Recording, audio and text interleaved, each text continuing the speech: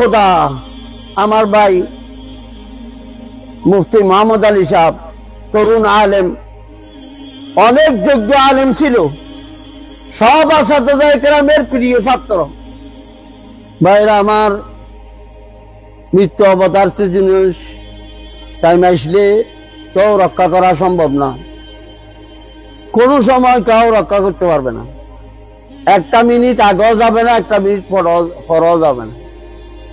অকাল মৃত্যু বলা যেটা বলা হয়, সাইনবোর্ড লেখা হয়, এটা খোদার সাথে যুদ্ধ ঘোষণা করা হয়। আল্লাহ বলতেছেন লা ইস্তাখিরুনা সাআতান ওয়া লা ইস্তাকদিমুন। কিন্তু এরকম যে আকস্মিক যে ঘটনাগুলি হয়ে যায়, এটার জন্য আমাদের মহানবী, আখিরি নবী, শেষ নবী, সর্বশ্রেষ্ঠ নবী আমাদেরকে একটা ভবিষ্যৎবাণী করছেন, পুরস্কার ঘোষণা করছেন। এইরকম আকস্মিক ভাবে যারা মৃত্যুবরণ করে তাদের সম্পর্কে একটা হাদিসের মধ্যে বর্ণনা আছে, হুজুর সাল্লাল্লাহু আলাইহি ওয়াসাল্লাম একজন সাহাবী অসুস্থ হয়েছেন, দেখতে গেছেন, উনি ওই সময় ইন্তেকাল হয়ে গেছেন। তখন হুজুর সাল্লাল্লাহু আলাইহি ওয়াসাল্লাম বলতেছে যে ইন্তেকাল হয়ে গেছে, ছেলে মেয়েরা কান্নাকাটি শুরু করছেন। তখন হুজুর সাল্লাল্লাহু আলাইহি ওয়াসাল্লাম বলেন যে তোমরা কেন কান্নাকাটি করতেছো? আমার আব্বা ইন্তেকাল হয়েছে, এটার জন্য কান্নাকাটি করছি না।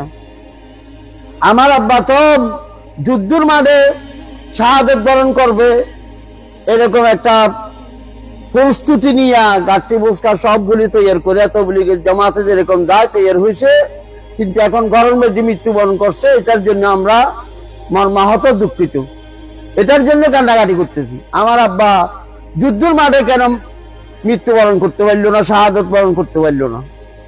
তখন হুজুর সাল্লাল্লাহু আলাইহি ওয়াসাল্লাম বলেন আশ-শুহাদাউ সাবউন সাওয়াল কতল ফি সাবিলিল্লাহ। যুদ্ধের মাঠে শাহাদাত বরণ করা ছাড়াও আরো 7 প্রকারের শহীদ আছে।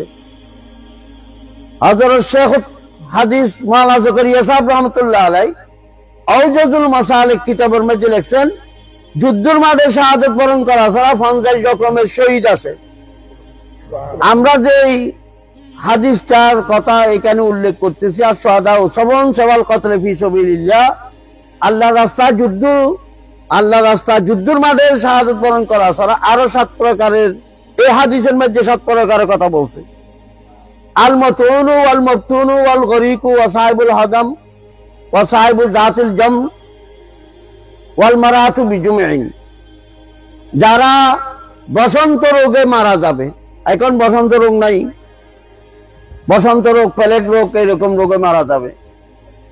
2 নম্বর যারা ডায়রিয়া রোগে মারা যাবে। 3 নম্বর যারা ক্যান্সার রোগে মারা যাবে। 4 নম্বর যারা কোন জায়গাতে এই গাড়িতে অ্যাক্সিডেন্ট করে বা ছাদের থেকে অ্যাক্সিডেন্ট করে মারা যাবে। 5 নম্বর যারা আগুনে পুড়ে মারা যাবে, কারেন্টে হোক, চুলাতে হোক, তুন্দুলে হোক, ফ্যাক্টরিতে হোক, এরকম আগুনে পুড়ে মারা যাবে। ও খোদা, আমার ভাই মুফতি মোহাম্মদ আলী সাহেব তরুণ আলেম, অনেক যোগ্য আলেম ছিল, সব আসাদুজায়ে কেরামের প্রিয় ছাত্র।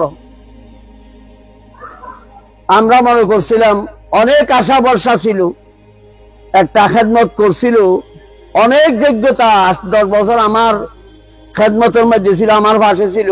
আমার কি খেদমত, আমি ওর থেকে বেশি উপকৃত হয়েছি বিভিন্ন রকমের লেখালেখি, সেই বিভিন্ন রকমের আমাদের পরিচিতি তাদের এর মাধ্যমে, এরকম ছাত্রদের মাধ্যমে হয়েছে।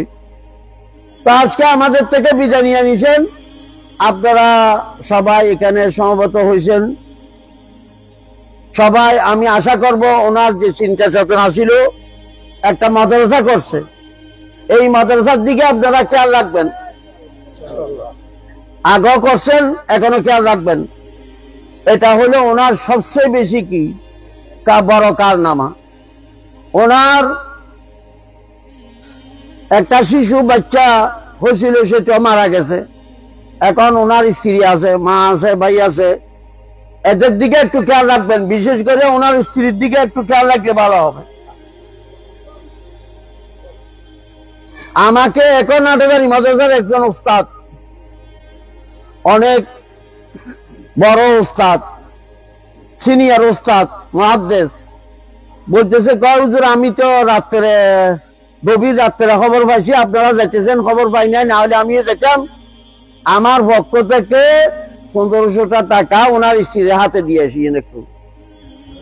এইভাবে বিধবাদেরকে খবর নেওয়া, এটা হুজুর সাল্লাল্লাহু আলাইহি ওয়াসাল্লাম বড় বৈশিষ্ট্য ছিল।